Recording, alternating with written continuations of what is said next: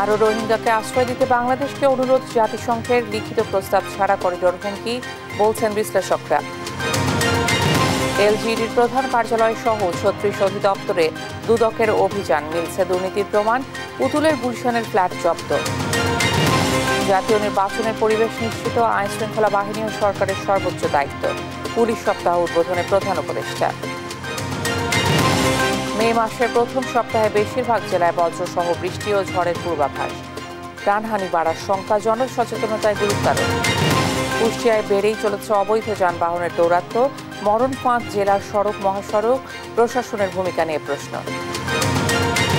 এবং বিএনডিএর বিতর্কিত সেচ নীতিমালা, এবার বরেন্দ্র অঞ্চলের অর্ধেক জমিতে ধান চাষ হয়নি, আর্থিক সংকটে পড়বে কৃষক। দেখছিলেন শিরোনাম সংবাদ, সকালের সঙ্গে আছি আমি শিকা আজিজ।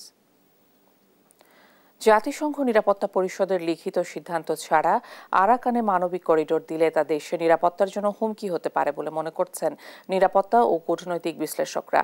তাদের মতে এমন সিদ্ধান্তে ভূ রাজনীতিতেও ব্যাপক প্রভাব পড়বে, তাই এমন স্পর্শকাতর বিষয়ে সরকারকে ভেবেচিন্তে সিদ্ধান্ত নিতে হবে। যদিও বিষয়টি নিয়ে কোনো আলোচনা হয়নি জানিয়ে প্রধান উপদেষ্টার প্রেস সচিব বলেন, জাতিসংঘ রাখাইনে মানবিক সহায়তা দিতে চাইলে লজিস্টিক সাপোর্ট দিতে প্রস্তুত বাংলাদেশ। তাইফুর রহমান তুহিনের প্রতিবেদন। মিয়ানমারের জান্তা বাহিনীর সঙ্গে যুদ্ধের পর রাখাইন অঞ্চলের নিয়ন্ত্রণ নিয়েছে সশস্ত্র বিদ্রোহী গোষ্ঠী আরাকান আর্মি। ফলে মিয়ানমারের মূল ভূখণ্ড থেকে সেখানে যোগাযোগ বন্ধ হয়ে যায়। এমন অবস্থায় রাখাইনে দুর্ভিক্ষের আশঙ্কা করছে জাতিসংঘ। ফলে জরুরি সহায়তা পাঠাতে করিডোর চায় সংস্থাটি। বিষয়টি নিয়ে জাতিসংঘের তত্ত্বাবধানে শর্ত সাপেক্ষে করিডোর দেওয়ার নীতিগত সিদ্ধান্তের কথা জানান পররাষ্ট্র উপদেষ্টা। আমি এটুকু আপনাদেরকে বলতে পারি, নীতিগতভাবে আমরা এটা সম্মত, কারণ এটা হিউম্যানিটেরিয়ান একটা প্যাসেজ হবে, কিন্তু এটার কিছু আমাদের কিছু শর্তাবলী আছে। সরকারের এককভাবে এই গুরুত্বপূর্ণ সিদ্ধান্তে তাৎক্ষণিক সমালোচনা করেন বিএনপি মহাসচিব মির্জা ফখরুল ইসলাম আলমগীর। অনেক বড় সিদ্ধান্ত, এই সিদ্ধান্তের সঙ্গে আমাদের স্বাধীনতা, সার্বভৌমত্ব এবং ভবিষ্যতে এই অঞ্চলের শান্তি স্থিতিশীলতা জড়িত আছে। আর নিজের ভেরিফাইড ফেসবুক পেজে জামায়াতের আমির রাখাইনের সঙ্গে মানবিক করিডোরের বিষয়টি জাতির সামনে স্পষ্ট করতে সরকারের প্রতি আহ্বান জানান। এমন বাস্তবতায় বাংলাদেশ জাতিসংঘকে সহায়তা পৌঁছাতে করিডোর সুবিধা দিলে কি ধরনের প্রভাব পড়বে এ নিয়ে কথা বলেন নিরাপত্তা বিশ্লেষক ও কূটনৈতিক বিশ্লেষকরা। তো দেখা দরকার যে আরাকান আর্মি যে চাচ্ছে সেটার লিখিত কোথায়, তার মধ্যে যে আমাকে কনসেন্ট দিচ্ছে যে হ্যাঁ তুমি হেল্প করতে পারো, সেটার লিখিত কোথায়। আর বড় আকারে যেটা হলো জাতিসংঘের যেটা বলা হচ্ছে সেই ডকুমেন্টটা কোথায়, সেগুলো হলে সব যেগুলি থাকে তাহলে আমার মনে হয় কোনো ঝামেলা হওয়া উচিত। জাতিসংঘের নিরাপত্তা পরিষদের সিদ্ধান্ত ছাড়া এমন পদক্ষেপ দুদেশের নিরাপত্তার জন্য হুমকি হিসাবে দেখছেন তারা। এমন স্পর্শকাতর বিষয়ে অন্তর্বর্তী সরকারকে ভেবেচিন্তে সিদ্ধান্ত নেয়ার তাগিদ তাদের। আমরা কোনো পশ্চিমা গোষ্ঠীকে জাতিসংঘের অধীনেই হোক আর অন্য যে কোনো পরিচয়ই হোক করিডোরের ব্যবস্থা করে দেই, সেটা চীন স্বাভাবিকভাবে নিবে না। এখানে অবশ্যই চীনের একটা সম্মতি বা চীনের একটা সমর্থন প্রয়োজন হবে। সেই সমর্থন ছাড়া যদি আমরা করিডোর দেই, তাহলে পুরো অঞ্চলের ভূ রাজনীতি, এখানকার নিরাপত্তা এবং এখানকার যে পরিবেশ পরিস্থিতি আছে, সেটা আমি মনে করি যে একটা বিরূপ পরিস্থিতি তৈরি হবে। এদিকে মঙ্গলবার নিজ ভেরিফাইড ফেসবুক পেজে প্রধান উপদেষ্টার প্রেস সচিব শফিকুল আলম বিষয়টি স্পষ্ট করেন। বলেন, এ নিয়ে জাতিসংঘের সঙ্গে কোনো আলোচনা হয়নি বাংলাদেশের। তবে রাখাইনে মানবিক সহায়তা পৌঁছাতে জাতিসংঘকে লজিস্টিক সাপোর্ট দিতে প্রস্তুত অন্তর্বর্তী সরকার। এমন পরিস্থিতিতে নতুন করে আরও 1,13,000 রোহিঙ্গাকে আশ্রয় দিতে বাংলাদেশকে অনুরোধ করেছে জাতিসংঘ। তাইফুর রহমান তুহিন, দেশ টিভি, ঢাকা। রাজধানীর গুলশানের সাবেক প্রধানমন্ত্রী শেখ হাসিনা কন্যা সাইমা ওয়াজেদ পুতুলের ফ্ল্যাটের সন্ধান পেয়েছে দুদক। পরে আদালতের নির্দেশে জব্দ করে তারা। আর সাবেক মুক্তিযুদ্ধমন্ত্রী মোজাম্মেল হকের বিরুদ্ধে অবৈধ সম্পদ অর্জন এবং সন্দেহজনক লেনদেনের অভিযোগে মামলা করেছে দুদক। এদিকে বিভিন্ন প্রকল্পে দুর্নীতি সহ নানা অভিযোগে ঢাকার প্রধান কার্যালয় সহ সারা দেশে এলজিইডির 36টি কার্যালয়ে একযোগে অভিযান চালিয়েছে সংস্থাটি। ফজলে আদিত্যের রিপোর্ট। ১৯০০ কোটি টাকার ঘূর্ণিঝড় রোধে বি-স্ট্রং প্রকল্পে অস্বাভাবিক দর নির্ধারণের অভিযোগে স্থানীয় সরকার ও প্রকৌশলী অধিদপ্তরের প্রধান কার্যালয়ে অভিযান চালায় দুর্নীতি দমন কমিশন। তবে গণমাধ্যম কর্মীদের কার্যালয়ে প্রবেশে বাধা দেয় এলজেডির কর্মকর্তারা। অভিযান শেষে দুদক কর্মকর্তা জানান, 4টি ল্যাপটপ কিনতে 11 লাখ টাকা সহ প্রতিটি যন্ত্রাংশ কেনাকাটায় বেশি দাম নির্ধারণের প্রমাণ মিলেছে। তবে আপাত দৃষ্টিতে আমাদের কাছে এই যে ল্যাপটপের দামটা একটু অস্বাভাবিক মনে হয়েছে, ল্যাপটপ কম্পিউটার প্লাস আরও কিছু এগুলোর আমরা আসলে বলতে পারবো মোটরসাইকেল, এরকম বিভিন্ন বিষয় আছে। আর ঢাকার পাশাপাশি বিভিন্ন জেলায় এলজিডি কার্যালয়ে চালানো অভিযানে পাওয়া তথ্য উপাত্তের ভিত্তিতে পরবর্তী ব্যবস্থা নেওয়া হবে বলে জানান দুদক মহাপরিচালক। সমন্বিত জেলা কার্যালয় সহ প্রধান কার্যালয় থেকে স্থানীয় সরকার প্রকৌশল বিভাগের যে বিভিন্ন অনিয়ম এবং দুর্নীতির যে অভিযোগ আমাদের কাছে এসেছিল, সেই প্রেক্ষিতে সব একযোগে সব জায়গাতে এটা আমাদের এনফোর্সমেন্ট অভিযান পরিচালনা করা হয়েছে। এদিকে সাবেক প্রধানমন্ত্রী শেখ হাসিনার কন্যা সাইমা ওয়াজেদ পুতুলের গুলশান 1 নম্বরের 7 নম্বর সড়কের একটি ফ্ল্যাট আদালতের আদেশে জব্দ করেছে দুদক। সম্পদ সংক্রান্ত বিষয়গুলো তারা যদি অন্যত্র বিক্রি বা স্থানান্তর করার চেষ্টা করেন, সেই ধরনের তথ্য আমাদের অনুসন্ধানকারী দল কিংবা তদন্তকারী কর্মকর্তাদের কাছে এসে থাকলে তারা এই বিষয়ে আদালতের অনুমতিক্রমে এই কার্যক্রমগুলো গ্রহণ করে থাকেন। এটা যে কোনো অনুসন্ধান তদন্তের ক্ষেত্রেই প্রযোজ্য। আর মামলা হয়েছে সাবেক মুক্তিযুদ্ধ বিষয়ক মন্ত্রী আকম ও মোজাম্মেল হকের নামে। তার বিরুদ্ধে 10 কোটি টাকার অবৈধ সম্পদ অর্জন এবং 3টি ব্যাংক হিসেবে 8 কোটি টাকা সন্দেহজনক লেনদেনের অভিযোগ আনা হয়েছে। ফজলে আদিত্য, তিস টিভি, ঢাকা। জাতীয় নির্বাচনের পরিবেশ নিশ্চিত করা আইনশৃঙ্খলা বাহিনী ও সরকারের সর্বোচ্চ দায়িত্ব বলেও মন্তব্য করেন প্রধান উপদেষ্টা ডক্টর মোহাম্মদ ইউনূস। সকালে রাজারবাগে পুলিশ সপ্তাহ উদ্বোধন অনুষ্ঠানে একথা বলেন তিনি। পুলিশ ও জনগণের দূরত্ব কমিয়ে আনাই এখন বড় চ্যালেঞ্জ উল্লেখ করে প্রধান উপদেষ্টা বলেন, 16 বছরে পুলিশকে দলীয় বাহিনীতে পরিণত করেছিল আওয়ামী লীগ। সাইফুল রিপনের রিপোর্ট। রাজারবাগে পুলিশ সপ্তাহ 2025-এর উদ্বোধন ও পদক প্রদান অনুষ্ঠানে প্রধান অতিথি হিসেবে অংশ নেন অন্তর্বর্তী সরকারের প্রধান উপদেষ্টা ডক্টর মোহাম্মদ ইউনূস। পেশাগত কাজে ভূমিকা রাখা পুলিশ সদস্যদের পদক পরিয়ে দেন প্রধান উপদেষ্টা। প্রধান অতিথির বক্তব্যে পুলিশ ও অন্যান্য বাহিনীর প্রচেষ্টায় দেশের আইন শৃঙ্খলা পরিস্থিতি অনেকটা নিয়ন্ত্রণে আনা সম্ভব হয়েছে বলে উল্লেখ করেন ডক্টর মোহাম্মদ ইউনূস। বলেন, দলীয়ভাবে ব্যবহারের ফলে বিগত 16 বছরে পুলিশ জনগণের মধ্যে যে দূরত্ব তৈরি হয়েছে তা কমিয়ে আনা সবচেয়ে বড় চ্যালেঞ্জ। আমরা জানি পুলিশ বাহিনীর সামনে নানা সীমাবদ্ধতা ও চ্যালেঞ্জ রয়েছে। অপ্রতুল জনবল, লজিস্টিক্স, অপর্যাপ্ত বাজেট ইত্যাদি। কিন্তু আমাদের সবচেয়ে বড় চ্যালেঞ্জ হলো বিগত 16 বছরে পুলিশ জনগণের মধ্যে যে দূরত্ব সৃষ্টি হয়েছে, সেই দূরত্ব কমিয়ে আনা, পুলিশ বাহিনীর প্রতি মানুষের আস্থা ফিরিয়ে আনা। আমি বলবো এটা কঠিন না। বলেন, জাতীয় নির্বাচনের পরিবেশ নিশ্চিত করতে সর্বোচ্চ গুরুত্ব দিচ্ছে অন্তর্বর্তী সরকার। নির্বাচন যেন সুষ্ঠু ও শান্তিপূর্ণ উপায়ে অনুষ্ঠিত হয়, সেজন্য পুলিশ সদস্যদের ভূমিকা খুবই গুরুত্বপূর্ণ। নির্বাচনে সকল প্রতিদ্বন্দ্বী প্রার্থীর প্রতি সমান আচরণ ও ভোটাররা যাতে নির্ভয়ে নির্বিঘ্নে নিজেদের ভোটাধিকার প্রয়োগ করতে পারে, সেই পরিবেশ নিশ্চিত করা আপনাদের এবং আমাদের সর্বোচ্চ দায়িত্ব। মনে রাখবেন, কোনো ব্যক্তি যদি অন্যায় বা অনিয়মের মাধ্যমে নির্বাচিত হয়, সে ব্যক্তির দ্বারা ন্যায় প্রতিষ্ঠা সম্ভব নয়। অশুভ শক্তির অপচেষ্টা মোকাবেলায় সবাইকে সতর্ক থাকার আহ্বান জানান প্রধান উপদেষ্টা। আমরা একটা যুদ্ধ অবস্থায় আছি। অশুভ চক্র আমাদের স্বপ্নকে, আমাদের ঐক্যকে ভেঙে দিতে সব শক্তি নিয়ে চেষ্টা করছে এবং চেষ্টা আরো কঠোরতর করবে। একে প্রতিহত করার জন্য আপনাদেরকে সবসময় সতর্ক থাকতে হবে।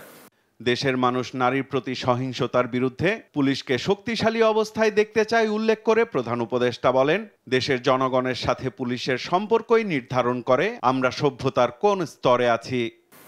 এটা দেখেই সারা দুনিয়া বিচার করে আমরা সভ্যতার কোন স্তরে আছি। সাইফুল রিপন, দেশ টিভি, ঢাকা। মে মাসের প্রথম সপ্তাহে দেশের বেশিরভাগ জেলায় বজ্রসহ বৃষ্টি ও ঝড়ের পূর্বাভাস দিয়েছে আবহাওয়া অধিদপ্তর। এ সময় বজ্রপাতে প্রাণহানি বাড়ার শঙ্কা রয়েছে। আবহাওয়াবিদরা বলছেন, মেঘাচ্ছন্ন পরিবেশের পাশাপাশি উত্তর পশ্চিম আকাশে কালো মেঘ জমলে বজ্রপাতের সম্ভাবনা বেশি থাকে। তাই এই সময় মানুষকে নিরাপদ স্থানে অবস্থানের পরামর্শ তাদের। প্রাণহানি কমাতে এ বিষয়ক জনসচেতনতার উপর জোর দেন আবহাওয়াবিদরা। ফাহিম ইউসুফের রিপোর্ট। গেল সোমবার দেশের বিভিন্ন জেলায় কালবৈশাখী ঝড়ের সঙ্গে উল্লেখযোগ্য হারে হয় বজ্রপাতও। এতে প্রাণ যায় অন্তত 16 জনের। দেশে প্রতি বছর বজ্রপাত প্রবণ এলাকা বাড়ার পাশাপাশি বজ্রঝড়ের সংখ্যাও বাড়ছে। বজ্রপাতে মৃত্যু রোধে আবহাওয়াবিদরা জোর দিচ্ছেন সম্মিলিত সচেতনতায়। বজ্রধ্বনি শুনবেন যখন, ঘরে যাবেন তখন, এ প্রতিবাদে সচেতনতা বৃদ্ধির তাগিদ দেন তারা। বজ্রধ্বনি শুনবেন যখনই, ঘরে যাবেন তখন, এইটাকে মেনে নিতে হবে। 2 নম্বরে খোলা মাঠে থাকা যাবে না। 3 নম্বরে বড় গাছের নিচে দাঁড়ানো যাবে না। 4 নম্বরে জলাধারে থাকলে ইমিডিয়েটলি জলাধার থেকে উঠে ঘরের মধ্যে অবস্থান করতে হবে। বজ্রঝড়ের পূর্বাভাস অল্প সময় আগে পাওয়ায় বজ্রপাত এড়াতে পর্যাপ্ত সময় পাওয়া যায় না উল্লেখ করে তিনি বলেন, মেঘাচ্ছন্ন পরিবেশের পাশাপাশি উত্তর পশ্চিম আকাশে কালো মেঘ জমলে বজ্রপাতের সম্ভাবনা বেশি থাকে। তাই এ সময় মানুষকে নিরাপদ স্থানে অবস্থান নিতে হবে। মে মাসের প্রথম সপ্তাহে দেশের বেশিরভাগ জেলায় বজ্রসহ বৃষ্টি ও ঝড়ের পূর্বাভাস দিয়েছে আবহাওয়া বিভাগ। সেই সঙ্গে অভ্যন্তরীণ নদীবন্দর ও সমুদ্র বন্দরগুলোতে সতর্ক সংকেত দেওয়ার পূর্বাভাস দেওয়া হয়। এইবার মে মাসে বঙ্গোপসাগরে 1 থেকে 2টি লঘুচাপ তৈরি হতে পারে। এই লঘুচাপগুলোর মধ্যে কোনোটি নিম্নচাপে রূপ নিতে পারে অথবা ঘূর্ণিঝড়ের রূপ নিতে পারে। দিনে 4 বার অভ্যন্তরীণ নদীবন্দরের জন্য কোন এলাকায় এবং কোন জেলার উপর দিয়ে বজ্রঝড় বয়ে যেতে পারে তা উল্লেখপূর্বক আমরা অভ্যন্তরীণ নদীবন্দরের জন্য সতর্কবার্তা দিয়ে থাকি। এছাড়া মে মাসের মাঝামাঝি সময়ে তীব্র থেকে মাঝারি তাপপ্রবাহ থাকতে পারে বলেও পূর্বাভাস দেন এ আবহাওয়াবিদ। মে মাসেও আমরা আশঙ্কা করছি যে আমরা তাপপ্রবাহ পাবো, কখনো কখনো মৃদু থেকে মাঝারি ধরনের তাপপ্রবাহ বা তীব্র তাপপ্রবাহেরও অতীত রেকর্ড এই মে মাসেই রয়েছে। বিশেষজ্ঞদের মতে দুর্যোগ ব্যবস্থাপনা মন্ত্রণালয়ের কার্যকর পদক্ষেপের পাশাপাশি আবহাওয়া সম্পর্কে জনসচেতনতাই পারে বজ্রপাতে প্রাণহানি কমাতে। ফাহিম ইউসুফ, দেশ টিভি, ঢাকা। কুষ্টিয়ায় বেড়েই চলেছে অবৈধ যানবাহনের দৌরাত্ম্য। প্রশাসনের সামনে দিয়েই মহাসড়কে অবাধে চলছে এসব অবৈধ যান, যেন দেখার কেউ নেই। ফলে সড়কে বাড়ছে দুর্ঘটনা, প্রতিনিয়তই ঘটছে প্রাণহানির মতো ঘটনাও। মৃত্যুপুরীতে পরিণত হয়েছে জেলার সড়ক মহাসড়কগুলো। তাই মহাসড়কে অবৈধ যানের বিরুদ্ধে প্রশাসনের ভূমিকা নিয়ে প্রশ্ন তুলছেন জনসাধারণ। ইরফান রানার ক্যামেরায় নাহিদ হাসান তিতাসের রিপোর্ট। কুষ্টিয়া রাজবাড়ী মহাসড়কের লাহিনী এলাকার দৃশ্য এটি। চলছে অবৈধ যানবাহনের বিরুদ্ধে প্রশাসনের অভিযান। থামানো হচ্ছে একের পর এক মোটরসাইকেল, বৈধতা যাচাই করা হচ্ছে কাগজপত্রের। তবে প্রশাসনের সামনে দিয়ে অভিযান চলাকালে মহাসড়ক দিয়ে অবাধে চলছে অবৈধ 3 চাকার যানবাহন। ফলে মহাসড়কে অবৈধ যান চলাচল বন্ধে প্রশাসনের ভূমিকা নিয়ে উঠেছে প্রশ্ন। কুষ্টিয়া শহরের মধ্যে দিয়ে কিন্তু অবৈধ যে 3 চাকার যানবাহনগুলো আছে সেগুলো কিন্তু প্রশাসনের সামনে দিয়ে চলাফেরা করে। আপনারা দেখেন যে চলাফেরা করছে, কিন্তু অন্যান্য যেসব মোটরসাইকেল ধরছে, কিন্তু 3 চাকার যে যানবাহন আছে এগুলা ধরতেছে না। প্রশাসনের নাকের ডগা দিয়ে গেলেও প্রশাসন অনেক সময় তোয়াক্কা করে না। এর একমাত্র কারণ হচ্ছে এখানে গিভ অ্যান্ড টেক হয়। এদিকে জেলার মহাসড়কগুলোতে অবৈধ যানের দৌরাত্ম্যে প্রতিনিয়তই ঘটছে ছোট বড় দুর্ঘটনা, ঘটছে প্রাণহানির মতো ঘটনাও। তাই এসব অবৈধ যানের বিরুদ্ধে কঠোর ব্যবস্থা নেওয়ার দাবি বৈধ যান চালকদের। একটা লোক হাত মারলে রোডের মাঝখানে দাঁড়া পড়ে, তাহলে একটা স্পিডের গাড়ি যদি দাঁড়া পড়ে, সেই স্পিডের গাড়ি ওনাকে মারা ছাড়া আর কোনো গতি থাকে না। এই অবৈধ গাড়ির জন্য আমাদের চলাচলের বিশাল সমস্যা। আর মহাসড়কে এসব অবৈধ যানবাহন চলাচলের পেছনে প্রশাসনকেই দায়ী করছেন সচেতন নাগরিকরা। প্রশাসনের সাথে এই সমস্ত যানবাহনের মালিকদের একটা যোগসাজশ থাকতে পারে। এটা তার ধারণা করাটা স্বাভাবিক। যেহেতু এটা অবৈধ, তাহলে চলছে কিভাবে? প্রশাসনের নাকের ডগা দিয়ে এগুলো চলার কথা না। তারপরও যেহেতু চলছে, অবশ্যই প্রশাসন এই দায় এড়ায় যেতে পারে না। তবে সকল অভিযোগ অস্বীকার করে হাইওয়ে পুলিশের ভারপ্রাপ্ত কর্মকর্তা বলছেন, হাইওয়ে থানার কোনো সদস্যের বিরুদ্ধে এমন কোনো অভিযোগ পেলে নেবেন ব্যবস্থা। আমার যে জুরিডিকশন আছে এর ভিতরে খোঁজ নিয়ে দেখেন এরকম কোনো সিস্টেম কোথাও নাই। যদি স্পেসিফিক অভিযোগ থাকে বা আমার কাছে কেউ স্পেসিফিক অভিযোগ করেন, আমি অবশ্যই সেটা যথাযথ কর্তৃপক্ষের কাছে উপস্থাপন করব এই অভিযুক্ত পুলিশ সদস্যের শাস্তি নিশ্চিত করার জন্য। শুধু আশ্বাস নয়, মহাসড়কে অবৈধ যান বন্ধে কার্যকরী পদক্ষেপ নেবে প্রশাসন, শৃঙ্খলা ফিরবে সড়কে, এমনটাই প্রত্যাশা সচেতন মহলের। নাইদা সান্তিতাস, দেশ টিভি, কুষ্টিয়া। বরেন্দ্র বহুমুখী উন্নয়ন কর্তৃপক্ষ বিএমটি এর বিতর্কিত সেচ নীতিমালার কারণে এবার বরেন্দ্র অঞ্চলের অর্ধেক জমিতে ধান চাষ হয়নি। বিএমটিএ কর্তৃপক্ষ পানি না দেয়ায় মাঠের অর্ধেক জমি খালি পড়ে আছে, তাই বংশ পরম্পরায় ধান চাষ করে আসা আদিবাসী কৃষকরা কাজের সন্ধানে এখন ছুটছেন অন্য জেলায়। বিশেষজ্ঞরা বলছেন বিএমটি এর কারণে খাদ্য উৎপাদন ও বরেন্দ্র অঞ্চলের কৃষকরা আর্থিক সংকটে পড়বে। কাজী শাহেদের প্রতিবেদন। খাদ্যভাণ্ডার হিসেবে পরিচিত বরেন্দ্র অঞ্চল, বিপুল ধান উৎপাদন হয় এই অঞ্চলে। কিন্তু এবার সেচের পানির বিকল্প সমাধান না করে কৃষকদের ধান চাষ বন্ধ করতে বাধ্য করেছে বরেন্দ্র বহুমুখী উন্নয়ন কর্তৃপক্ষ বিএমডিএ। ভূগর্ভস্থ পানির স্তর নেমে যাওয়ার কারণ দেখিয়ে বড় মৌসুমে অর্ধেক জমিতে সেচ বন্ধ করে দেওয়া হয়। পানির অভাবে ধান চাষ করতে না পেরে জমি ফেলে রেখেছেন কৃষকরা। ধান চাষ না হওয়ায় দেশের অন্যান্য এলাকায় কাজের সন্ধানে ছুটছেন আদিবাসী কৃষক ও শ্রমিকরা। অর্ধেক জমি পড়ে আছে, এক সাইড মরি আছে, পড়ে আছে, মরুভূমি দেখতে পাচ্ছেন, সব পড়ে আছে। পানির অভাবের লাগে তো পড়ে আছে। এই পানি না পাইলে তো আমাদের অসুবিধা হচ্ছে না, হচ্ছে আমাদের অসুবিধা। এখন যে খাটে খাওয়া মানুষ আমরা, পানি আপনার আগে যে পরিমাণ পাইতাম এখন ওই পরিমাণ পানি পাচ্ছি না। হঠাৎ করে সেচ সুবিধা বন্ধ ও কৃষকদের বিকল্প চাষাবাদের জন্য পর্যাপ্ত সময় না দেওয়ার দায় স্বীকার করে বরেন্দ্র উন্নয়ন কর্তৃপক্ষ জানায় ভবিষ্যতে কৃষকদের ক্ষতি পুষিয়ে দিতে চেষ্টা করা হবে। এই বড় মৌসুমটাকে আমরা ক্রিটিক্যাল মনে করি। এরপরে যখনই গম কেটে নিচ্ছে, ভুট্টা তুলছে, তারপরে ওরা যাক এতে আউশে যাক, কোনো অসুবিধা নাই। কারণ আউশে আপনি জানেন যে সিজনের শেষের দিকে, মধ্য থেকে শেষের দিকে অলরেডি আকাশে কিছু বৃষ্টি পাওয়া যায়। বিএমডিএ কর্তৃপক্ষ সেচ সুবিধা বন্ধ করায় জেলায় ধান উৎপাদন কমেছে বলে জানিয়েছে কৃষি বিভাগ। বড় কমে গেছে, আগে ৭২,০০০ ছিল, এখন ৬৮,০০০ হয়েছে। কিন্তু এটা আবার আমাদের কিন্তু ভুট্টা, গম, সরিষাতে বেড়ে গেছে। এদিকে বিশেষজ্ঞরা বলছেন এমন সিদ্ধান্তের ফলে বরেন্দ্র এলাকার মাঝারি থেকে ছোট এবং আদিবাসী চাষিরা তীব্র অর্থনৈতিক সংকটে পড়বে। খাদ্য ভাণ্ডারেও টান দেখা দেবে। সুবিধা না পায় তাহলে উৎপাদন ব্যাহত হচ্ছে এবং এবার যেটা দেখা যাচ্ছে যে প্রচুর পরিমাণ জমি অনাবাদি অবস্থায় পড়ে রয়েছে। এই অনাবাদি অবস্থায় পড়ে থাকলে কৃষকরা নিশ্চয়ই ক্ষতিগ্রস্ত হবে এবং তাদের উৎপাদন অর্ধেকে নেমে আসবে।